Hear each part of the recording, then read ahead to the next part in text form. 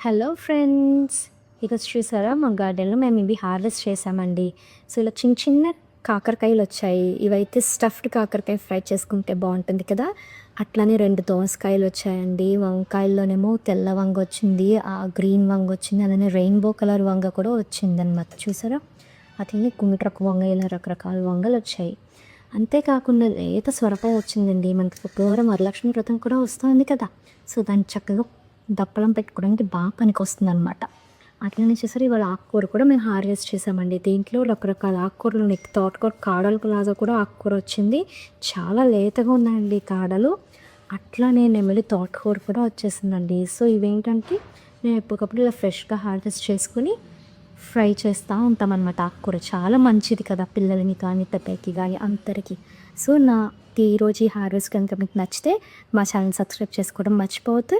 Thank you.